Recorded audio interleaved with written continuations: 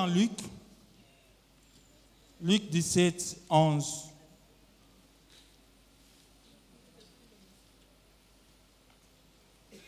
J'ai lu au nom du Seigneur, Luc 17. Nous commençons au verset 11e jusqu'au verset 19e. Il s'agit ici de la guérison des 10 lépreux. J'ai lu au nom du Seigneur. Jésus se rendant en Jérusalem, passait entre la Samarie et la Galilée. Comme il entrait dans un village, 10 lépreux vinrent à sa rencontre. Se tenant à distance, ils élevèrent la voix et dirent: Jésus, Maître, aie pitié de nous. Dès qu'il les eut vus, il leur dit: Allez vous montrer au sacrificateur. Et pendant qu'ils y allaient, il arriva qu'ils furent guéris. L'un d'eux, se voyant guéri, revint sur ses pas, glorifiant Dieu à haute voix. Il tomba sur sa face aux pieds de Jésus et lui rendit grâce. C'était un Samaritain. Jésus prit la parole, dit: Les 10 n'ont-ils pas été guéris? Et les 9 autres, où sont-ils? Ne s'est-il trouvé que cet étranger pour revenir et donner gloire à Dieu? Puis il lui dit: Lève-toi, va, ta foi t'a sauvé. Seigneur, c'est ta parole. Moi, je ne suis qu'un instrument que tu as encore envoyé ce matin pour annoncer ta parole, Seigneur. En ce jour, Seigneur Dieu, où nous venons élever ton Saint-Nom, pour ce que tu as fait dans la vie de notre pasteur, de notre papa, laisse que ta parole guérisse. Toi qui as dit, tu as envoyé ta parole et ta parole a guéri. Guéris, Seigneur. Mais au-delà de la guérison, laisse que nous approchions de toi pour te rendre grâce. Parce que toi, tu le mérites. Au nom de Jésus. Amen. Amen. Ce matin, j'ai dit merci au Seigneur pour cette opportunité qu'il nous donne encore de nous tenir devant vous. Et j'ai dit sincèrement merci à papa. Merci pour cette marque de confiance. Parce que ça n'a pas été facile. Je me rappelle à un moment donné, j'ai failli vraiment m'arrêter. Je me suis dit: Seigneur. Alors j'ai appelé le pasteur et directement le pasteur m'a donné une parole qui m'a beaucoup fortifié. Il m'a dit: frère, toi et moi, nous avons été appelés par un même Dieu. La seule différence que nous avons, moi je suis venu avant toi. Mais le Dieu qui m'a appelé, c'est aussi le Dieu qui t'a appelé. Cette parole-là m'a fait beaucoup du bien et m'a permis de continuer. Être là pendant 7 mois, papa, ça a été difficile. Et j'ai réalisé les degrés de vos sacrifices. J'ai réalisé combien vous avez investi pour que cette église, par la grâce du Seigneur, soit bâtie et soit ce qu'elle est aujourd'hui. Et mon respect pour vous a davantage grandi. Quand j'ai réalisé les sacrifices. 7 mois, c'était difficile. Et quand j'ai réalisé des années et des années, je me suis dit: Seigneur, puisses-tu bénir cet homme. C'est pourquoi j'ai dit sincèrement, papa, merci. Merci, maman Brigitte. Merci à vous, merci au pasteur, merci au comité d'église, merci à vous qui êtes là pour nous écouter. Amen. Ce matin, je voudrais nous parler d'un thème que j'ai intitulé « De la guérison à la reconnaissance ». Parce qu'un homme guéri reconnaît ce que Dieu a fait. Quand Dieu manifeste sa bonté dans nos vies, ce qui est bien, frère, que nous puissions nous approcher de Dieu et lui dire: merci Seigneur. Vous savez, ce matin, nous sommes là pour dire merci à Dieu. Car Dieu est le seul qui mérite notre reconnaissance. Ce matin, je voudrais orienter nos yeux, fixer nos regards, non pas sur un homme. C'est vrai, quand Lazare est ressuscité, les gens sont venus pour voir Lazare, mais les gens rendaient gloire à Dieu. Ce matin, je voudrais que les yeux ne soient pas fixés sur la personne du pasteur. C'est bien de le voir guérir, c'est bien de le voir tenir debout comme ça. Mais je voudrais amener nos yeux vers celui qui guérit. Je voudrais amener nos yeux vers celui qui nous fait du bien. Et qu'ensemble, nous venons nous prosterner devant lui pour lui dire merci Seigneur. Parce que bien aimé, Dieu mérite nos reconnaissances. Dieu mérite nos remerciements. Dieu mérite nos actions de grâce. Dieu mérite que nous lui disions merci. Vous savez, quand je lis ces passages en fait nous parle de 10 lépreux qui se sont approchés de Jésus. Je ne sais pas si ils se sont concertés. Ils se sont approchés de Jésus. En voyant Jésus venir, ils ont crié vers Jésus. Et Jésus leur dit, les envoie selon la loi. Quand nous lisons dans Lévitique 14, selon la loi, il leur dit, il leur recommande d'aller se faire montrer auprès des sacrificateurs. Chemin faisant, ils se retrouvent guéris. Alors, ils étaient à 10. L'un d'entre eux s'est dit qu'il doit retourner vers Jésus pour rendre gloire à Jésus. Les 9 autres sont partis. Je me suis dit, peut-être ils ont aussi obéi à la parole de Jésus. Peut-être qu'ils ont dit, bon, cet homme nous avait dit d'aller nous faire voir. Ils se sont dit, bon, continuons notre chemin, d'autant plus que nous sommes guéris. Allons nous faire montrer aux sacrificateurs. Comme ça, ils vont constater notre guérison et nous serons libres. Mais les Samaritains n'ont pas réfléchi comme ça. Les Samaritains ont dit, je rentre vers celui qui m'a guéri pour lui rendre gloire. Vous savez, bien-aimés, la reconnaissance peut faire en sorte que votre histoire avec Dieu continue. L'homme qui reconnaît les bienfaits de Dieu, l'homme qui reconnaît les bontés de l'Éternel, cette reconnaissance peut faire à ce que votre histoire avec Dieu continue. Mais le manque de reconnaissance peut stopper, peut arrêter votre histoire avec Dieu. Vous savez, les 9 autres, la Bible n'en parlait plus. Mais la Bible nous a continué à parler de celui qui est venu rendre gloire à Dieu. La reconnaissance permet à ce que notre histoire avec Dieu continue. Celui qui reconnaît ce que Dieu fait, il permet la continuité de son histoire avec le Seigneur. Et ce matin, nous allons rendre gloire à Dieu. Je crois que ce matin, il n'y a pas 9 lépreux, mais il y a un Samaritain. Je crois que ce matin, il y a quelqu'un qui est disposé à dire au Seigneur, merci Seigneur Jésus, pour ce qu'il a fait. Pour ce qu'il a fait, non seulement pour les pasteurs, pour l'Église aussi. Et pour vous aussi, pendant ces 7 mois, je crois que Dieu a fait beaucoup de choses et Dieu nous a bénis. La reconnaissance, en fait, c'est un état du cœur. La reconnaissance, c'est un sentiment de gratitude en souvenir d'un bienfait. Être reconnaissant, ce n'est pas un acte ponctuel.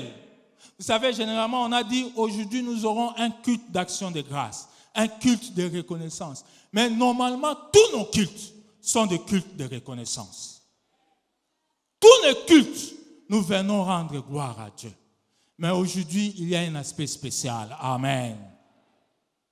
Que Dieu soit béni. La reconnaissance, c'est une attitude de cœur, un mode de vie qui se manifeste au quotidien.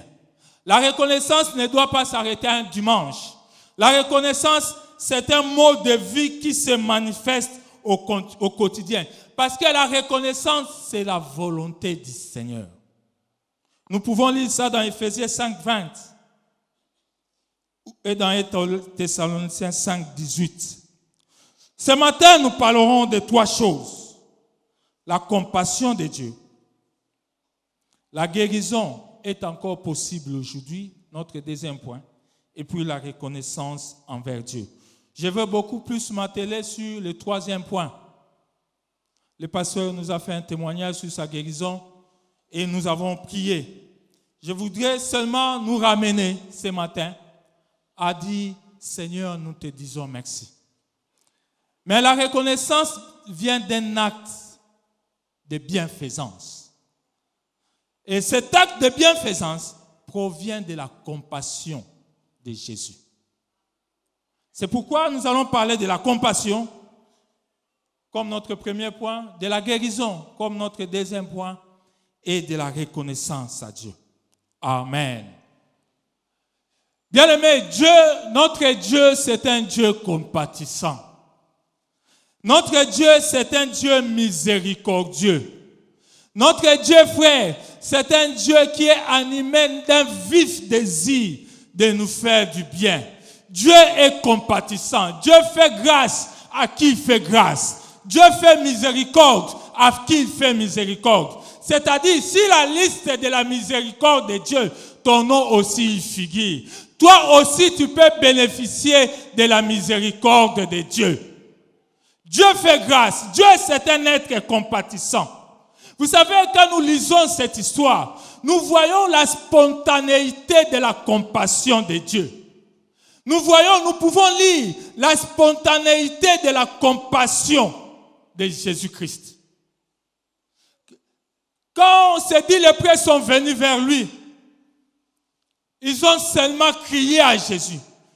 Tout de suite, Jésus leur dit, allez vous montrer au sacrificateur.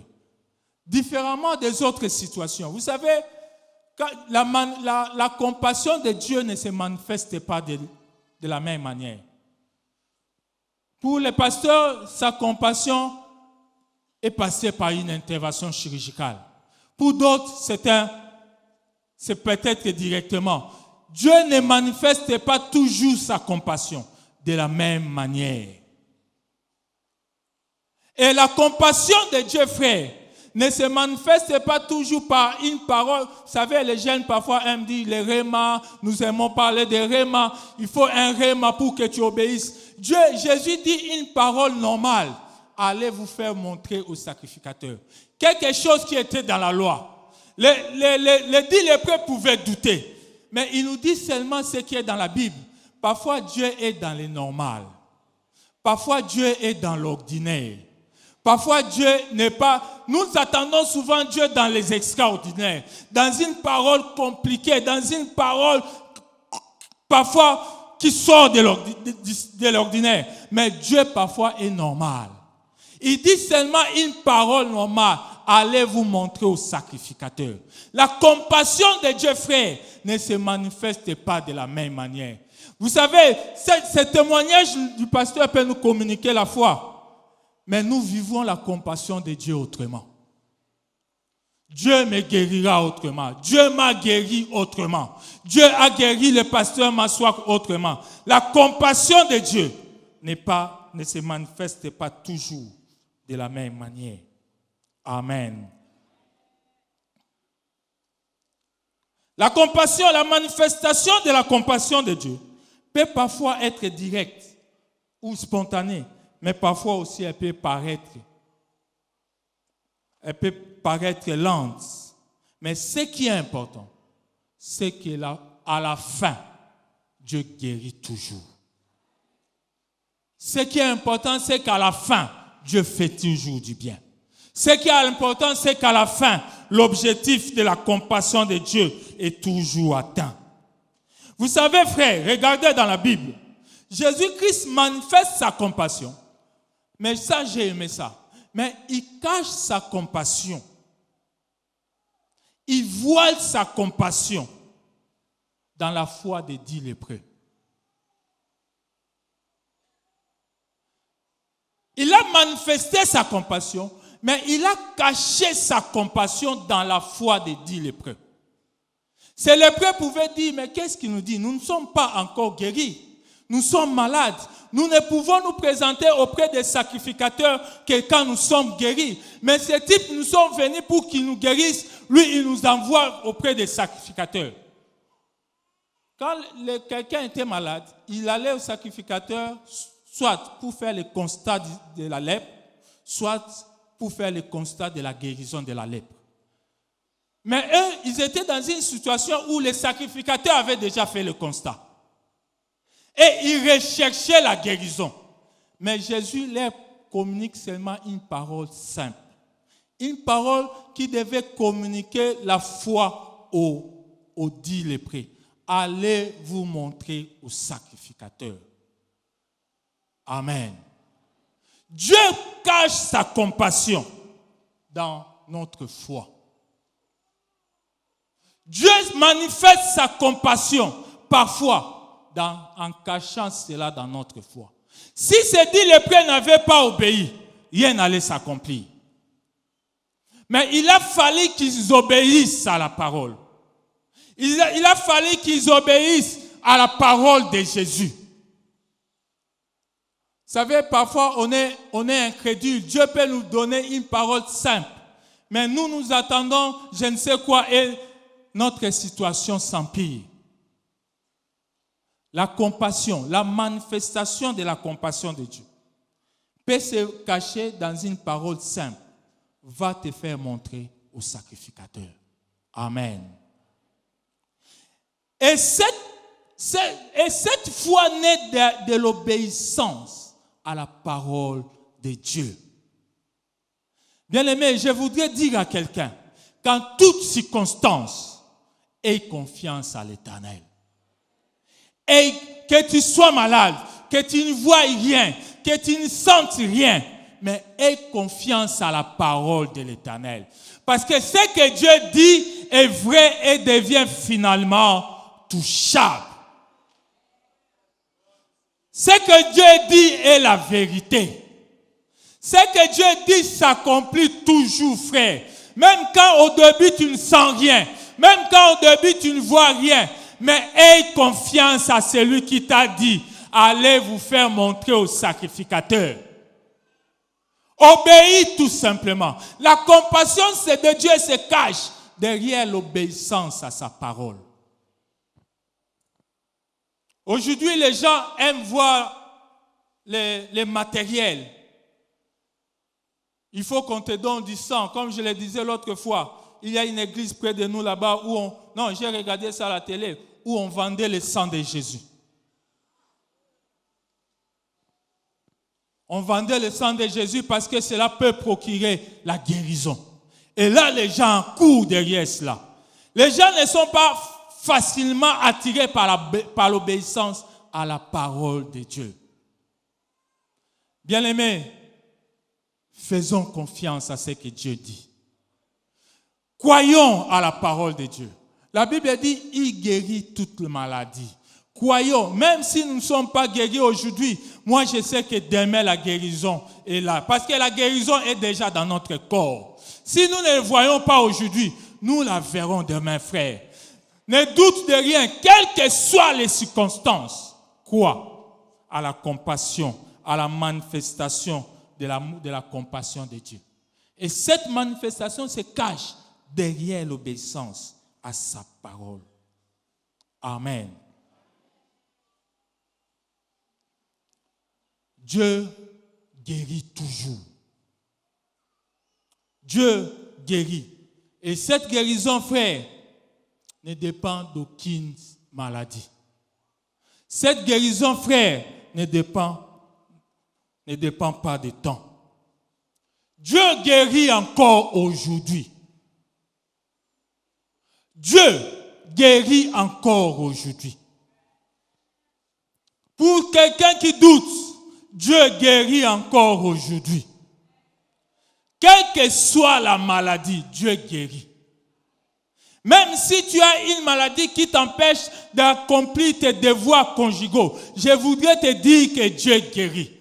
Même si tu as une maladie qui t'éloigne de la société, je voudrais t'informer ce matin que Dieu guérit.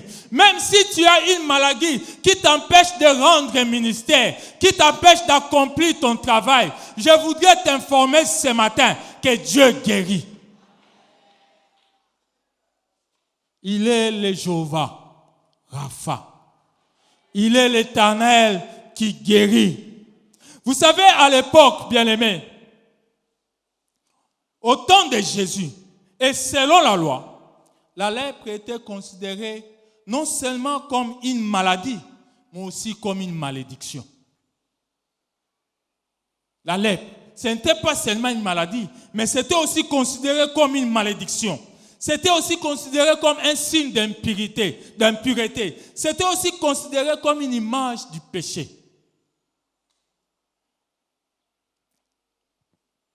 Ce qui faisait des lépreux des exclus de la société. Quand nous voyons tout ça, nous pouvons comprendre que la lèpre, en fait, c'est le signe d'une maladie physique, d'une maladie spirituelle, d'une maladie mentale. Et Dieu guérit toutes ces maladies. Même si physiquement tu es malade, Dieu est là pour te guérir. Même si tu as un problème spirituel, Dieu est là pour te guérir. Même quand tu as un problème mental qui t'éloigne de la société, même si tu sembles faire la folie, Dieu est là pour te guérir. Dieu est guéri toute maladie. L'Éternel, notre Dieu, frère, guérit toute maladie. Et le témoignage de ce matin nous le prouve à suffisance. Et nous communique la foi. Dieu guérit toute maladie. La lèpre était donc le signe ou le symbole de toutes ces maladies. Mais la bonne nouvelle, c'est que Dieu, Jésus-Christ, notre Seigneur, est encore là aujourd'hui. Le Jésus-Christ que nous prêchons, le Jésus-Christ du pasteur Maswaku est encore là aujourd'hui et tu vas être guéri encore ce matin. Vous savez, la Bible dit, l'onction lui descend sur la tête. Mais ça ne s'arrête pas sur la tête, parce que l'huile continue à descendre. Ça descend sur les épaules. Ça ne s'arrête pas sur les épaules. L'huile continue à descendre. Je ne sais pas dans quelle partie du corps tu te retrouves. Je ne sais pas si tu es dans l'orteil, mais l'huile continue à descendre. Ça a commencé par la tête. Ça descend sur les épaules. Ça descend sur les jambes. Même si tu es les orteils, ça peut prendre un certain temps, mais ça touchera les orteils. Quel que soit le temps, la guérison est possible. Quel que soit le temps, aujourd'hui encore, la guérison est possible, frère. Tu peux être guéri ce matin. Amen. Et là, j'ai admiré la foi des 10 lépreux. Vous savez, la loi recommandait aux lépreux de porter des habits déchirés. La loi recommandait aux lépreux d'avoir la tête rasée. La loi recommandait aux lépreux plutôt, de crier continuellement, impur. Quand ils marchaient, ils étaient appelés à crier impur, impur, impur, impur. Mais ces jours-là, quand c'est dit les lépreux ont vu Jésus, leur cri a changé. Ces jours-là, quand ils ont vu Jésus, ils n'ont plus crié impur, ils ont changé de cri. Ils ont commencé à crier, Maître, Jésus, Maître, aie pitié de nous. Bien-aimé, la foi pour la guérison te fera changer de cri. Tu changes de cri dans ta vie.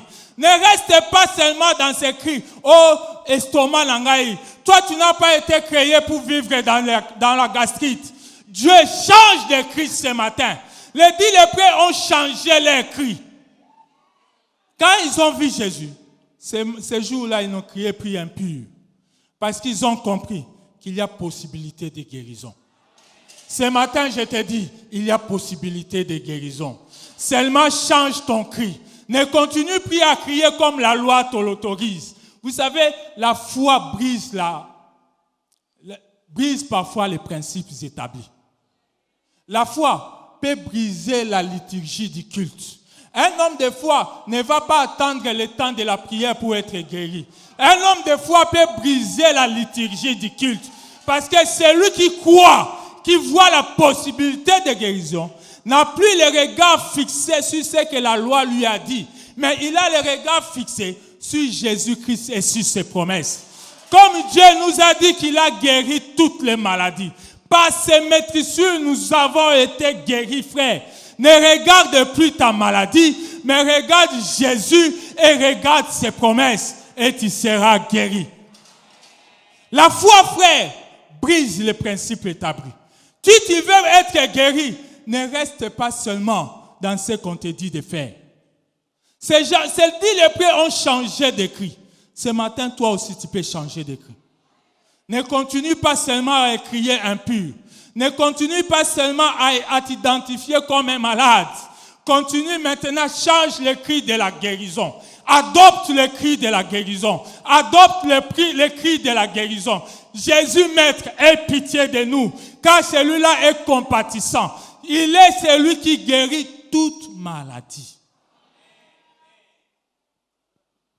Change ton cri ce matin. Amen. Change ton cri.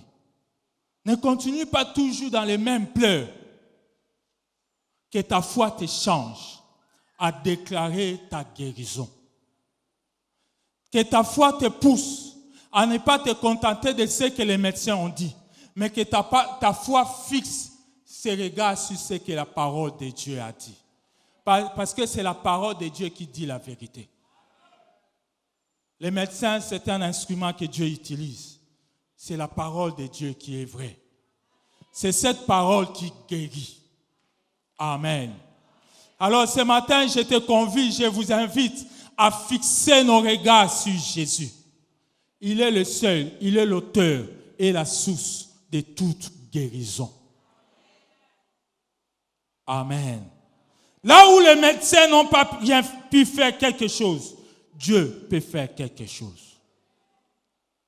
Là où c'était pratiquement impossible, mais avec Dieu, ça devient toujours possible.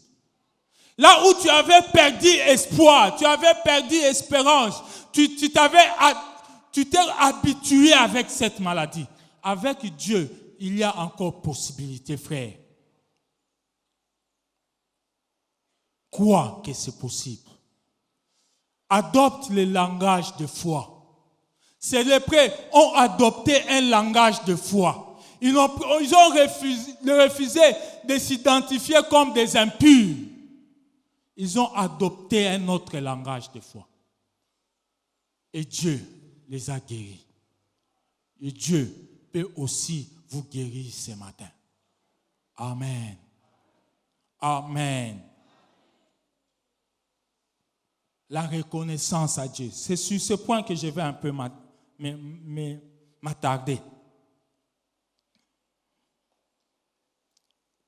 Parce qu'il est important que celui qui a été guéri se jette aux pieds du Maître. Il est important, frère, pour celui qui a bénéficié d'un bienfait de l'Éternel, se jette aux pieds du Maître. Il est important pour celui qui a bénéficié de la bonté du Tout-Puissant, s'approche et glorifie le Seigneur. Dieu, frère, aime la reconnaissance. Dieu, frère, aime les actions de grâce. Quand nous lisons ces passages, je me suis rendu compte combien est-ce que Dieu recherchait les actions de grâce. Jésus a dit, n'y a-t-il que cet étranger pour revenir et rendre gloire à Dieu? Et les 9 autres, où sont-ils? C'est-à-dire que Jésus, au plus profond de lui-même, recherche les actions de grâce. C'est-à-dire que Jésus, Dieu, aime les actions de grâce, aime un cœur qui sait reconnaître ses bienfaits. La reconnaissance à Dieu fait plaisir à Dieu. L'homme qui sait reconnaître les bienfaits de Dieu satisfait le cœur de Dieu. Bien-aimé, quand il s'agissait de chercher la guérison, ces lépreux sont partis, sont allés voir Jésus d'un commun accord. Je ne sais pas s'ils se sont concertés. Je ne sais pas s'il y avait élection et qu'à la majorité simple de voix, ils se sont entendus, bon, allons les voir. Je ne sais pas. Mais on les voit venir ensemble pour chercher la guérison. Ils se sont approchés ensemble pour chercher la guérison. Mais quand ils se sont vus guéris, un seul est rentré vers Jésus. C'est pourquoi, frère, la reconnaissance, c'est un acte individuel. La reconnaissance est un acte personnel. La reconnaissance ne recherche pas le consentement des autres. La reconnaissance ne recherche pas une majorité. Reconnaissance n'a rien à voir avec la majorité. C'est lui qui a bénéficié du bienfait de Dieu. Même si les autres ne sont pas d'accord, frère, approche-toi de Jésus. La reconnaissance, c'est un acte individuel. La reconnaissance, c'est l'état de cœur qui reconnaît Jésus. Même si les autres se sont dit, nous allons continuer à aller vers les sacrificateurs. Mais ce Samaritain a dit, non. Moi, je vais rendre gloire à celui qui m'a guéri. C'est pourquoi ce matin, nous allons, au-delà de l'offrande ordinaire, je voudrais que nous puissions poser un acte d'action de grâce. Ne regarde pas ton frère. Chacun de nous sait ce que Dieu a fait dans sa vie. Chacun de nous sait se rendre compte de ce que Dieu a accompli dans sa vie. Ne cherche pas, quand tu veux rendre gloire à Dieu, ne cherche pas l'adhésion des autres. Ne cherche pas que tous soient d'accord. Non, la reconnaissance est individuelle. L'acte d'action de grâce, c'est un acte individuel. L'acte d'action de grâce, c'est un acte personnel. Même si la majorité dit non, mais parce que toi tu crois qu'il faut rendre gloire à Dieu, avance devant le trône de grâce. La Bible dit, approchez-vous avec assurance du trône de grâce. Même quand les autres ne sont pas d'accord, frère. Mais parce que dans ton cœur, tu sens que Dieu a fait quelque chose.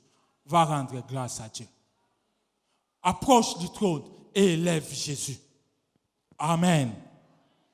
La reconnaissance, frère, c'est un acte individuel. On ne la force pas. On ne force pas quelqu'un à rendre gloire à Dieu. Ce Samaritain n'a pas forcé les 9 autres. Il ne les a pas obligés. Ne cherche pas le consentement d'autres personnes pour élever Jésus. Ce matin, nous allons élever Jésus. Chacun dans son coin. Chacun va adorer le Seigneur, rendre gloire à Dieu. Chacun avec son cœur, chacun avec quelque chose qu'il peut rendre grâce à Dieu. Nous allons rendre grâce à Dieu. C'est un acte individuel. C'est un acte, frère, personnel. Personne ne te force. Et toi non plus ne force pas d'autres personnes. Laisse que chacun soit libre quand il va poser l'acte de reconnaissance. Amen. C'est un acte individuel. La reconnaissance, mes frères, révèle notre attitude de cœur. N'y a-t-il eu que cet étranger? N'y a-t-il eu que ce Samaritain pour revenir et rendre gloire à Dieu? La reconnaissance, frère, ne dévoile pas notre statut social, mais la reconnaissance dévoile l'état du cœur de celui qui a bénéficié d'un bienfait de l'Éternel. La reconnaissance ne dévoile pas notre statut social. La reconnaissance, frère, brise les préjugés sociaux. Ces Samaritains pouvaient se dire, moi je suis Samaritain. Je ne sais pas m'approcher devant les maîtres. Mais celui qui veut rendre gloire à Dieu ne s'occupe plus des préjugés sociaux là. Quand tu veux rendre gloire à Dieu, tu brises les préjugés. Tu ne regardes pas à ta qualité. Tu ne regardes plus à tes titres, mais tu regardes à celui qui t'a fait du bien. Et tu t'approches de lui pour rendre gloire à Dieu. La reconnaissance révèle, dévoile notre état de cœur. Un cœur reconnaissant, c'est voix. Un cœur reconnaissant, c'est voix, frère. L'homme qui veut rendre gloire à Dieu ne s'approche pas avec ses habits royaux. L'homme qui veut rendre gloire à Dieu ne s'approche pas avec ses titres. Ne s'approche pas avec des préjugés. Une seule chose la motive, glorifier Jésus. Une seule chose la pousse, rendre gloire à Jésus. Une seule chose la détermine, dire merci à Jésus. Il ne se voit plus samaritain, il ne se voit plus riche, il ne se voit plus pauvre, il ne se voit plus malade. Tout ce qui l'importe, c'est dire merci à Jésus. Celui qui s'approche de Jésus ne regarde plus à ses titres. Alléluia. Celui qui s'approche de Jésus ne doit plus regarder aux préjugés. Parce que les préjugés peuvent t'empêcher de t'approcher de Jésus. Mais Dieu est l'Éternel qui guérit. Et Dieu ne refuse pas ceux qui viennent à lui d'un cœur sincère. Amen. C'est pourquoi, frère, la reconnaissance nous rapproche de Jésus. Vous savez, quand ces lépreux sont venus réclamer la guérison, la Bible dit ils l'ont fait à distance, ne pouvant s'approcher devant Jésus. Mais cet homme, quand il a été guéri, la Bible nous dit il est venu tomber aux pieds de Jésus. Un homme reconnaissant, c'est s'approcher de Jésus. La reconnaissance, frère, crée une vie d'adoration. La reconnaissance, frère, crée une vie d'intimité avec Jésus. La reconnaissance, frère, nous rapproche de Jésus. C'est un cœur reconnaissant, celui qui s'approche de Jésus. La reconnaissance permet, frère, que nous puissions toucher Jésus. La reconnaissance nous rapproche du Maître. La reconnaissance fait tomber les barrières. La reconnaissance fait briser les lois établies. La reconnaissance peut briser, frère, les principes établis. La reconnaissance fait tomber les barrières de la loi et ouvre les portes de la grâce. La reconnaissance fait tomber les barrières de la loi et ouvre les portes de la grâce. Et dans la grâce, frère, tous nous pouvons nous approcher de Jésus. Qui que tu sois, tu peux t'approcher de Jésus. Parce que la porte nous a été ouverte. L'accès nous a été donné. Tous maintenant, nous pouvons nous approcher de Jésus. La reconnaissance ouvre grandement la porte à la grâce. La reconnaissance brise les barrières. Cet homme s'est approché de Jésus pour crier à Jésus, pour élever la voix. La Bible dit, il glorifiait Jésus à haute voix. La reconnaissance brise la honte. Vous savez, il y a des gens, quand ils sont guéris, ils ont honte de dire de quelle maladie ils souffraient. Mais la reconnaissance brise la honte. Celui qui est reconnaissant, il s'approche tel qu'il est. Tel que Dieu l'a guéri, il s'approche de Jésus. La reconnaissance ne regarde plus à la honte. La reconnaissance regarde à celui qui guérit. Amen. Brisons nos hontes et approchons devant le trône de grâce. La reconnaissance, frère, crée l'adoration. Vous savez, celui qui a bénéficié de la grâce de Jésus, même ceux qui ont adoré, quand la reconnaissance, quand Dieu fait quelque chose dans sa vie, il va commencer à adorer. Dieu va lui donner les mots pour adorer. Il va commencer à dire à Jésus les mots qu'il n'a jamais dit. J'avais souhaité, j'avais aimé que la Bible nous dise ce que ces lépreux, ces Samaritains disaient à Jésus. Mais la Bible ne nous a pas dit ça. Il a commencé à proclamer des choses sur Jésus. Il a commencé à élever sa voix pour Jésus. Il a commencé à adorer Jésus. La reconnaissance, mon frère, ma soeur, crée l'adoration. Crée une vie d'adoration. Même ce que vous avez adoré, c'est le lot qu'on a adoré. La reconnaissance, frère, nous révèle les vrais sacrificateurs. La reconnaissance, et ça qu'on révèle qui est le vrai sacrificateur. Vous savez, les lépreux devaient aller se présenter au sacrificateur, selon la loi et selon ce que Jésus leur avait dit. Allez vous montrer au sacrificateur. Chemin faisant, ils se retrouvent guéris. Seulement, ils se sont parlé. Ils se sont concertés. Ah, nous sommes guéris. Raison de plus pour aller voir le sacrificateur. Raison de plus pour obéir à la voix de Jésus qui avait dit, allez vous montrer au sacrificateur. Sûrement, je me dis que les 9 autres sont allés vers le sacrificateur. Mais les Samaritains ont identifié un autre sacrificateur. Les Samaritains ont dit, c'est vrai, et ils sont des sacrificateurs. Mais il a identifié, par sa guérison, par sa reconnaissance, il a identifié un autre sacrificateur. Les autres sont partis vers les sacrificateurs humains. Mais lui, il est parti vers les sacrificateurs selon l'ordre de Melchisedec.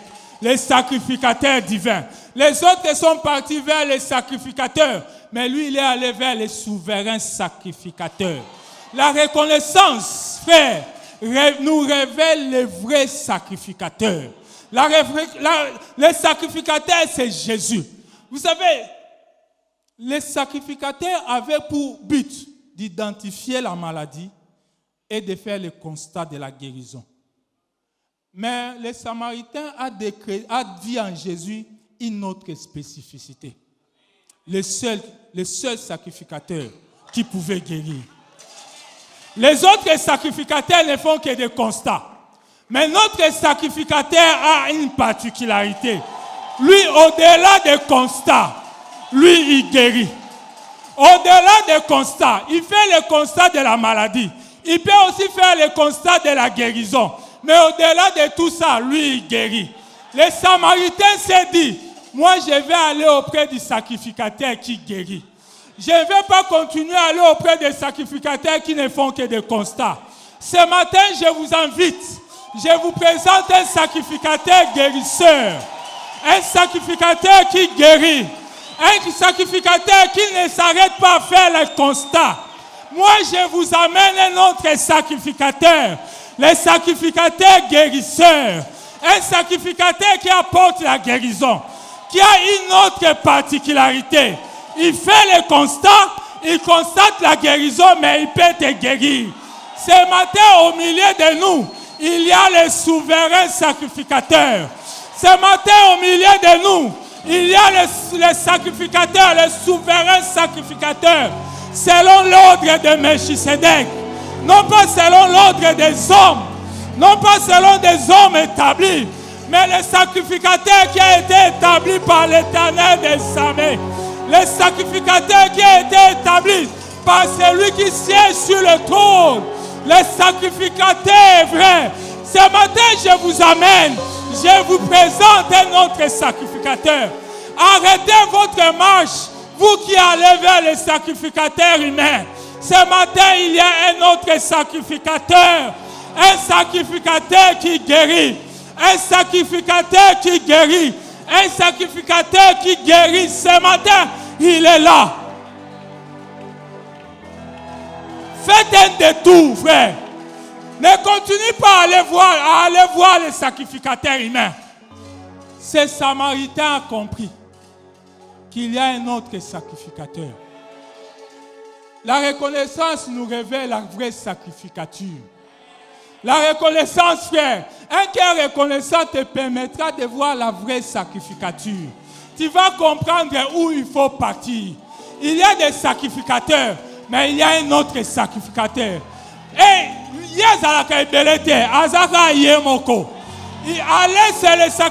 il est seul, le souverain sacrificateur. Ce matin, la guérison est là. Parce que le souverain sacrificateur est là. Lui, il a une autre spécificité. Vous savez, les sacrificateurs pouvaient faire le constat. Ils s'arrêtent là, ils vous laissent. Vous partez. Mais lui, quand vous venez à lui rendre gloire à Dieu, il vous ajoute d'autres bénédictions. Les Samaritains étaient les seuls qui ont bénéficié du salut. Les autres ont reçu la guérison physique, mais n'ont pas reçu le salut. Je me suis mis à réfléchir. Un jour, ces 10 lépreux se sont retrouvés. Les 9 autres guéris, sans salut. Mais l'autre Samaritain, avec son étiquette de Samaritain, il dit, moi j'ai été guéri, mais aujourd'hui j'ai la vie éternelle. Frère, je vous amène un sacrificateur qui ne s'arrête pas d'agir. S'il a agi hier, il agira aujourd'hui. S'il a agi aujourd'hui, il agira demain. La reconnaissance à Dieu ouvre la porte à d'autres bénédictions. La reconnaissance à Dieu apporte une nouvelle vague de bénédictions. Et particulièrement les bénédictions spirituelles. C'est le seul qui a reçu le salut. Ta foi t'a sauvé. C'est-à-dire, dans la vie, frère, ne t'arrête pas seulement à ce qui est matériel. La vie n'est pas seulement dans les matériels. La vie est dans les spirituels. Dans la vie, ne t'arrête pas, ne t'accroche pas à une guérison. Ne t'accroche pas à un bienfait. Cherche les spirituels. Ce qui est important, frère, c'est que Jésus voulait nous faire voir. C'est bien d'être guéri. J'ai aimé le passé, a dit, c'est quelque chose de normal, c'est ordinaire pour Jésus. Mais ce qui est important, c'est le spirituel. Alléluia. La reconnaissance à Dieu ouvre des portes pour des bénédictions spirituelles. Il faut que quand nous allons rendre gloire à Dieu, que notre foi change, que notre foi se solidifie, que notre foi augmente. Et quand notre foi va augmenter, d'autres bénédictions matérielles viendront. La reconnaissance, frère, ouvre la porte à d'autres bénédictions. Ce matin, le souverain sacrificateur, selon l'ordre de Melchisedec, est là. Ce matin, il est là. Nous voulons prier le Seigneur. Nous voulons rendre gloire à Dieu ce matin. Nous voulons rendre gloire à Dieu ce matin. Nous voulons rendre gloire à Dieu ce matin. Ce matin, je cherche un cœur reconnaissant. Je cherche un cœur qui peut s'approcher devant le trône de la grâce.